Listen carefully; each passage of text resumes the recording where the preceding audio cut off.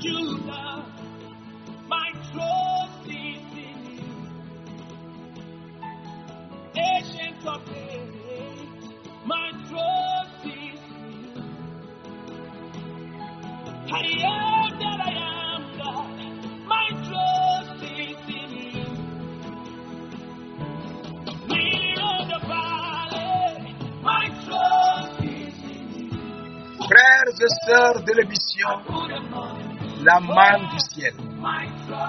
La manne jaillit toujours abondamment du ciel et nous donne la vie de notre Seigneur Jésus-Christ de Nazareth. C'est lui qui est Dieu le Père, qui nous aime tant et qui est venu sur cette terre pour nous sortir des problèmes et nous reprendre encore en nous donnant son sang et son nom pour qu'on redevienne son épouse.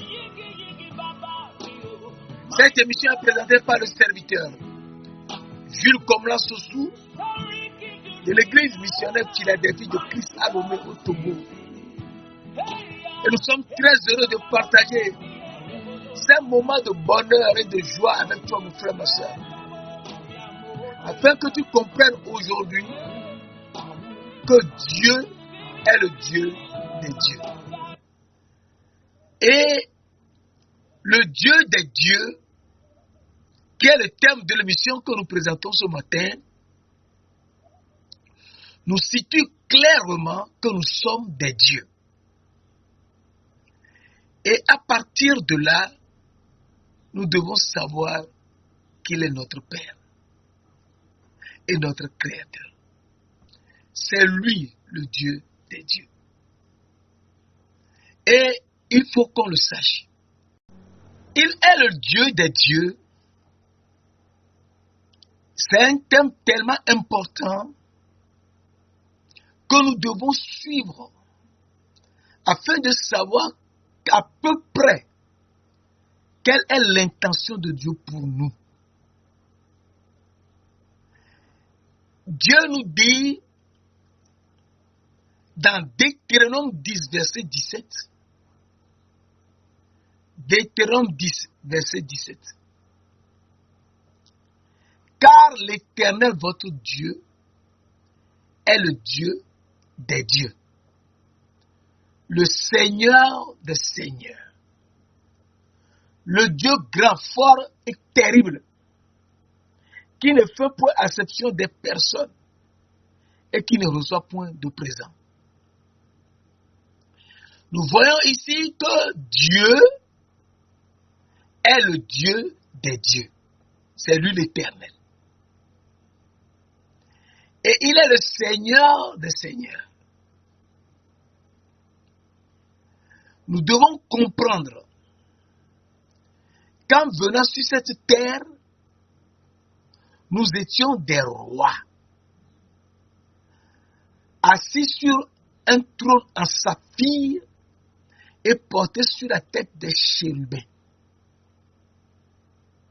Alors Dieu nous montre cela clairement dans Ézéchiel 1, verset 26 à 28. Et dans Deutéronome 10, verset 17, il nous dit qu'il est lui-même l'Éternel, le Dieu des dieux. Et le Dieu des dieux, il est notre Créateur. Et il faut qu'on fasse très attention pour connaître cet aspect de Dieu. Il est notre Créateur. Et ce qu'il veut en nous faisant, en nous réalisant, en nous créant sur cette terre. Ésaïe 54, verset 5 nous dit, car l'Éternel, car ton Créateur est ton époux. L'Éternel des armées est son nom. Nous voyons que notre Créateur est notre époux et son nom est l'Éternel des armées. Et donc, il faudrait qu'on sache que l'Éternel des armées est notre créateur et est en même temps notre époux. Et ce qu'il faut savoir, c'est qu'il est lumière. Dieu est lumière. Et donc, s'il est lumière, étant le Dieu des dieux, Dieu étant lumière, il faudrait que les dieux aussi soient lumière. Dans 1 Jean 1, verset 5, la parole de Dieu nous dit, la nouvelle que nous avons entendue de lui et que nous vous annonçons, c'est que Dieu est lumière et il n'y a point en lui de ténèbres. Si Dieu est lumière et qu'il n'y a point en lui de ténèbres, il faut savoir que pour que nous aussi, nous qui sommes des dieux, pour que nous aussi nous soyons lumière, il faut qu'on écoute sa parole. Ce qu'il dit, c'est ce qu'il faut faire et c'est ce qu'il faut suivre. Mes frères, mes sœurs, il faut suivre la parole de Dieu. Écouter Dieu et suivre sa parole. Sinon, on ne peut jamais. Et ce qui est important ici, Dieu est lumière, comme nous venons de le voir dans 1 Jean 1, verset 5. Il dit, dans Genèse 1, verset 3, Dieu dit que la lumière soit et la lumière fut. Donc, pour être lumière, il faut écouter et suivre ce que Dieu dit. C'est très important, mes frères et mes sœurs. Il faut écouter et suivre ce que Dieu dit. Et si on ne l'écoute pas, si on ne suit pas ce qu'il nous dit, on ne peut jamais être lumière. Car il est le Dieu des dieux, Dieu lui-même est lumière, il faudrait aussi que nous aussi nous soyons lumière. Et pour être lumière, il faut écouter ce que Dieu dit. Alors il nous dit quoi? Dieu nous dit, et c'est très important, dans Psaume 82, verset 6, j'avais dit, vous êtes des dieux. Vous êtes tous des fils du Très-Haut. Donc, les dieux que nous sommes les fils du Très-Haut. Le Très-Haut, c'est le Dieu qui est dans les cieux des cieux. C'est notre Père qui est aux cieux. Et donc, c'est lui que nous devons écouter, c'est lui qui nous appelle à être saints, comme lui-même il est saint. Et donc, pour être lumière, il faut écouter et suivre Dieu. Comment l'écouter? Il est très important ici de savoir que Dieu nous a élus avant la fondation du monde. Et nous étions avec lui avant la fondation du monde dans les cieux des cieux, d'où nous sommes venus sur cette terre, que Dieu a créée. Genèse 1, verset 1 dit, au commencement, Dieu créa les cieux et la terre. Donc c'est Dieu qui a créé. Il a créé les cieux par sa parole, Psaume 33, verset 6. Il a fondé la terre par sa sagesse, Proverbe 3, verset 19. Donc, ayant pris la poussière de la terre pour nous faire ce corps, il est absolument important d'avoir la sagesse de Dieu, qui est sa propre parole, sur cette terre. Et donc, il faut l'écouter. Parce qu'il nous a élus avant la fondation du monde. Il nous a élus avant la fondation du monde. C'est ce qu'il a écrit dans Ésaïe, Éphésiens 1, verset 3 et 4. Béni soit Dieu, le Père de notre Seigneur Jésus-Christ, qui nous a bénis de toutes sortes de bénédictions spirituelles dans les lieux célestes en Christ. Verset 4, Éphésiens 1, verset 3, que nous venons de lire, verset 4 maintenant.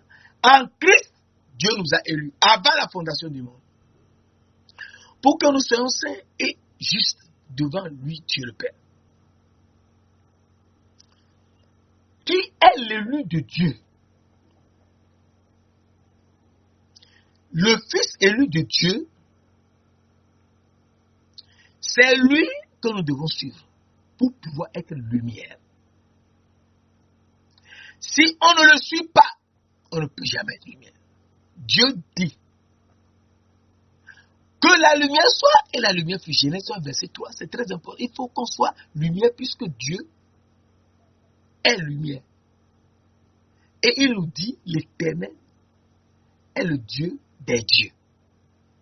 S'il est Dieu et il est lumière, il faudrait que nous aussi qui sommes des dieux, nous soyons lumière. Et pour être lumière, il faut l'écouter. Et celui qu'il faut écouter, c'est le Fils élu de Dieu. Qui est le Fils élu de Dieu? C'est très important. Puisque nous sommes élus en Christ avant la fondation du monde. Donc Christ, en qui nous sommes élus, est le Fils élu de Dieu que nous devons écouter. Luc 9, verset 35 nous dit, Luc 9, verset 35 nous dit, et de la nuée sortit une voix qui dit, celui-ci est mon Fils élu, écoutez-le. Donc Jésus-Christ est le Fils élu à écouter. On ne peut jamais être lumière si on n'écoute pas la parole de Jésus-Christ. C'est le Fils élu à écouter. Il faut écouter sa parole. Alors, qui est le Fils élu qu'il faut écouter? C'est très important. Le Fils élu qu'il faut écouter, si on le connaît, eh bien on est tranquille. Alors, Deutéronome 18, verset 15 nous dit, je susciterai parmi vous un prophète comme moi, Moïse. Vous l'écouterez. Donc le Fils élu à écouter est le prophète à écouter. C'est lui seul qui est le prophète à écouter. Et il faut remarquer ici que dans l'Ancien Testament, il y a eu plusieurs prophètes. Élie, Élisée, Joël, tout un tas de gens. Mais dans le Nouveau Testament, et c'est ça qui est très important, il ne faut pas faire l'erreur. Tout le monde n'est pas prophète à écouter. Tu es prophète pour toi-même, pour suivre la parole de Dieu. Et c'est ça qui est important. Dans le Nouveau Testament, il est question de prophètes à écouter. Et si tu ne l'écoutes pas, tu es perdu. Parce qu'on écoute les paroles du prophète. Alors, Deutéronome 18, verset 15 nous dit, je vous susciterai parmi vous un prophète comme moi, Moïse. Vous l'écouterez. Donc, il faut écouter ce prophète. Quel est ce prophète qu'il faut écouter? C'est ça. C'est très important. Alors, Matthieu 21, verset 11 nous dit, Matthieu 21, verset 11, c'est Jésus de Nazareth, le prophète en Galilée. Ah! Donc, Jésus-Christ est le prophète en Galilée qu'il faut écouter. C'est qu'il confirme après sa résurrection dans Luc 24, verset 19, que nous lisons rapidement. Luc 24, verset 19, ce qui est très important. Il nous dit, Ce qui est arrivé au sujet de Jésus de Nazareth, qui était un prophète puissant, en œuvre et en parole devant Dieu et devant tout le peuple. Donc c'est Jésus de Nazareth, qui est le prophète, à écouter. Donc dans le Nouveau Testament, on n'écoutera que Jésus-Christ de Nazareth. Nul autre homme que lui n'est prophète. Je reprends, nul autre que lui, Jésus-Christ de Nazareth, n'est prophète. C'est lui seul qui est le prophète à écouter. Donc c'est lui que nous devons écouter pour être élus en Christ avant la fondation du monde. Éphésiens verset 4. Et en Christ, nous avons été élus avant la fondation du monde pour être saints et irrépréhensibles devant lui. Donc pour venir sur cette terre et être saint et juste, ce n'est que Jésus-Christ que nous devons écouter. L'écouter pour être lumière. Sinon, on ne peut jamais être lumière. Si on ne l'écoute pas, on ne peut jamais être lumière. Alors, comment l'écouter pour être lumière? Eh bien, pour être lumière, il est simple de l'écouter parce que il nous dit que dans Genèse 2, verset 18, l'Éternel Dieu dit, non, il dit encore, puisqu'il faut l'écouter. Ce qu'il dit, c'est ce qu'il faut écouter. Dans Genèse 2, verset 18, la parole de Dieu nous révèle, l'Éternel Dieu dit. Non, il dit, il faut l'écouter. Il n'est pas bon que l'homme soit seul. Je lui ferai une aide semblable à lui. Donc, la femme que Dieu est en train de faire doit écouter Dieu, puisque c'est Dieu qui l'a faite. Elle doit l'écouter.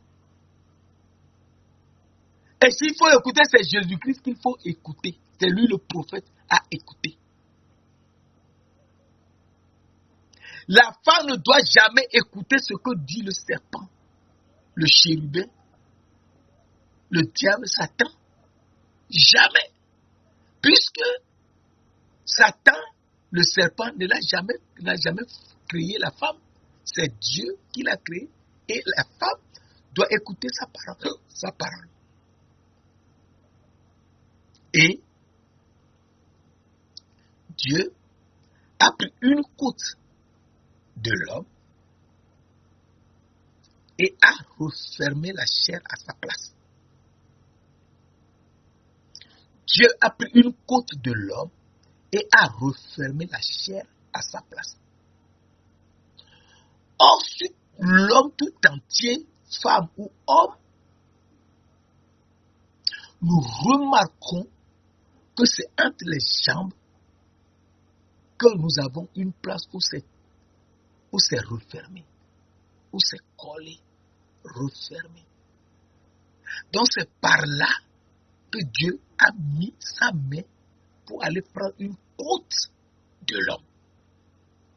Et ce qui est important ici, c'est que si la trace est seulement sur l'homme, on peut dire quelque chose.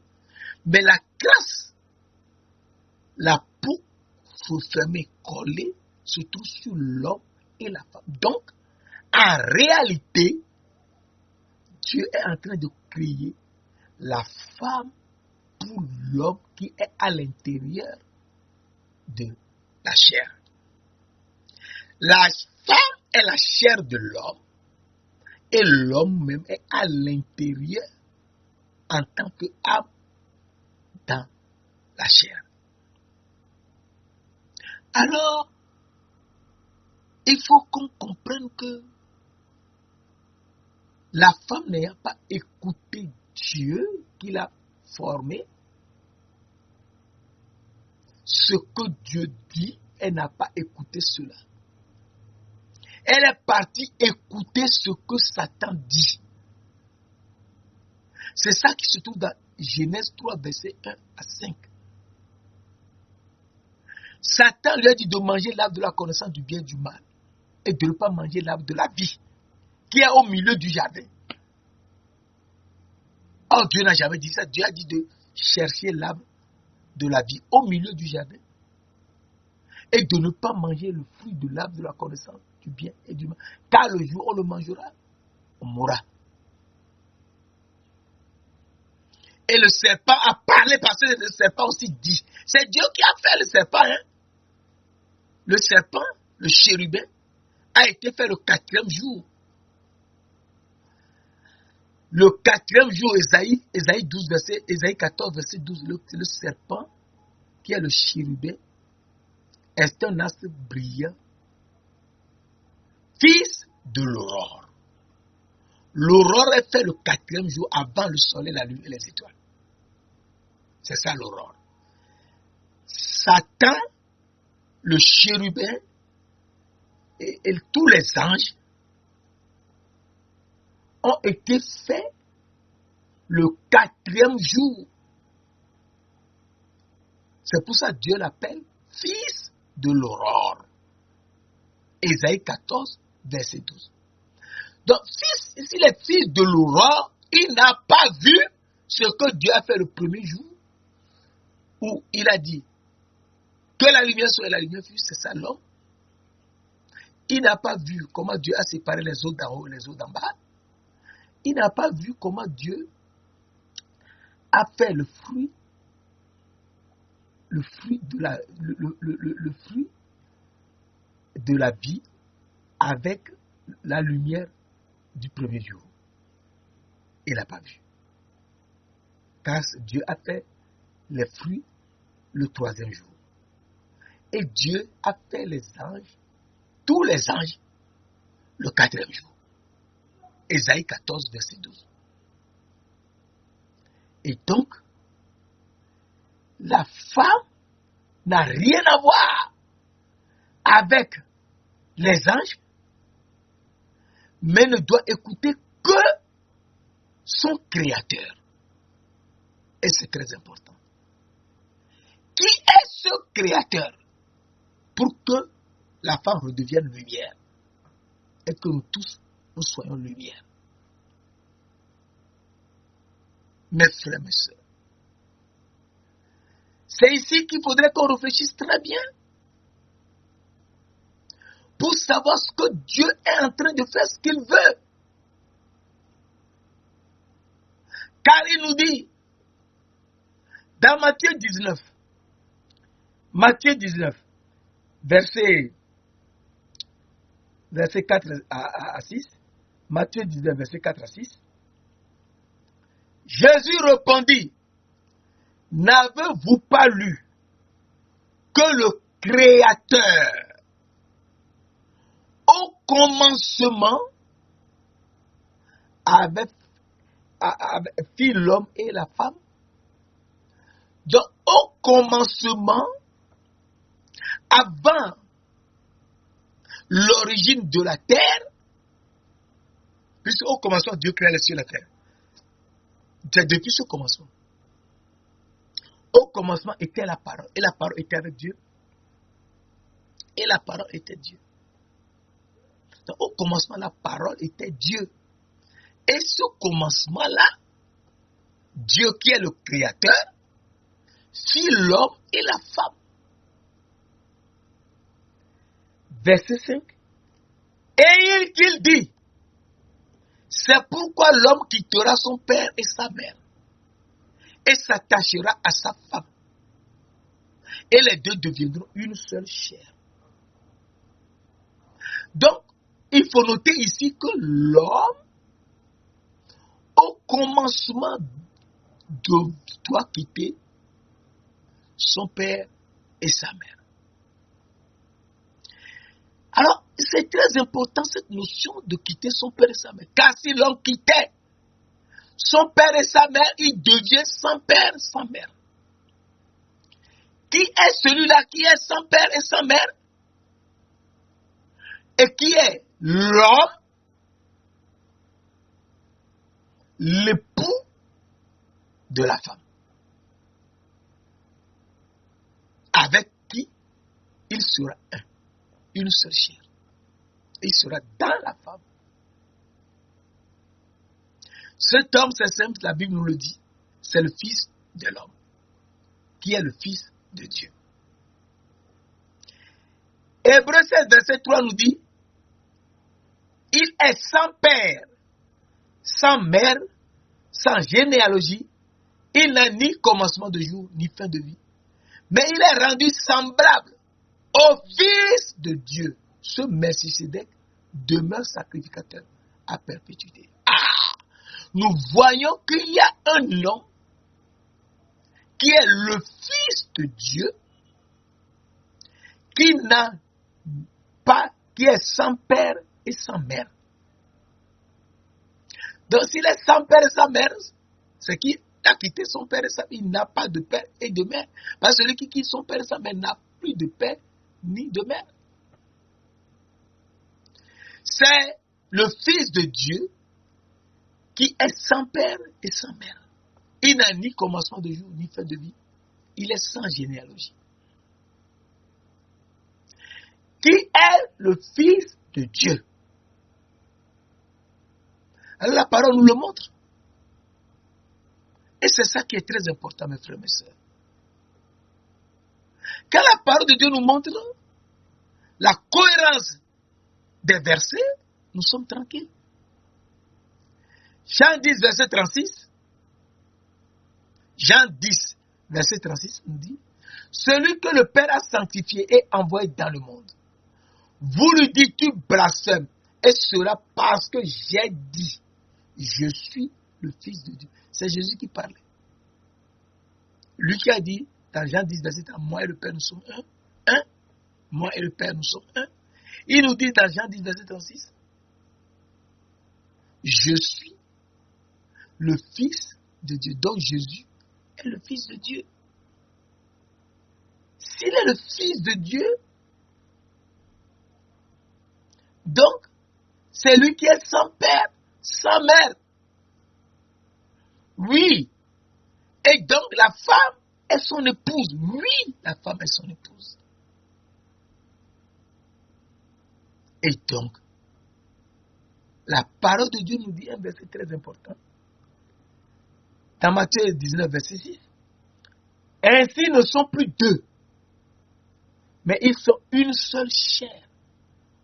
Donc, le Fils de Dieu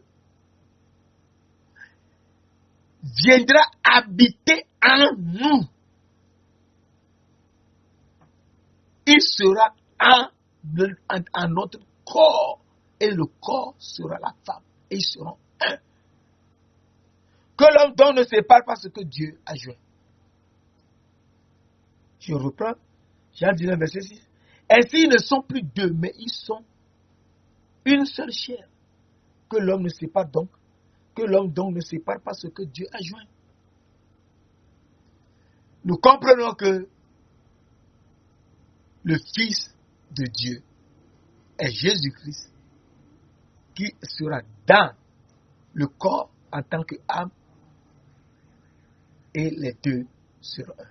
Donc, étant dans le corps, il sera l'âme. Oui, il sera l'âme. Et c'est très important de savoir cela parce que Lévitique 26 nous dit, Lévitique 26, verset 11 à 13, j'établirai ma demeure au milieu de vous, et mon âme ne vous aura point en horreur. Et mon âme. C'est Dieu qui parle, hein? L'Éternel Dieu qui parle. J'établirai ma demeure au milieu de vous, et mon âme ne vous aura point en horreur. Verset 12. Je marcherai au milieu de vous. Jésus a marché au milieu de nous. Je serai votre Dieu et vous serez mon peuple. Je suis l'Éternel votre Dieu. Je vous ai fait sortir du pays d'Égypte. qui vous êtes tirés de la servitude. J'ai brisé les liens de votre joug et je vous ai fait marcher la tête haute. Alors nous comprenons que l'âme de Dieu, qui est l'Éternel, viendra habiter en nous. S'il vient habiter en nous, nous serons sa demeure et nous serons son temple. Étant son temple, eh bien, il habitera en nous et nous serons une autre personne. Alors, nous allons à la fin ce matin et nous lisons 1 Corinthiens. Nous lisons rapidement 1 Corinthiens 6, verset 19, 20. 1 Corinthiens 6, verset 19. Ne savez-vous pas que vous êtes le temple du Saint-Esprit qui est en vous et que vous avez reçu de Dieu et que vous ne vous appartenez point à vous-même. Et donc, nous devons savoir qu'à partir de maintenant, nous ne nous appartenons plus à nous-mêmes. Nous sommes l'épouse de quelqu'un, de l'Éternel, qui est Dieu. Et il viendra habiter en nous, en nous. Et comme il est lumière, il fera de nous des lumières.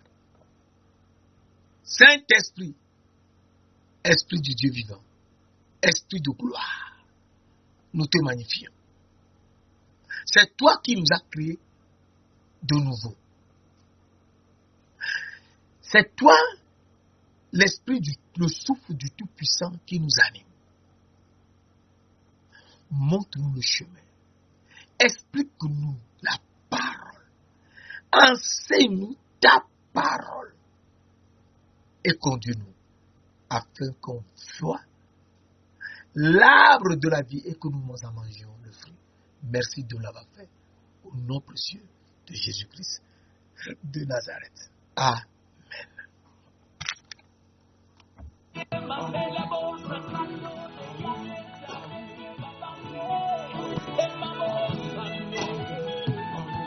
Yes.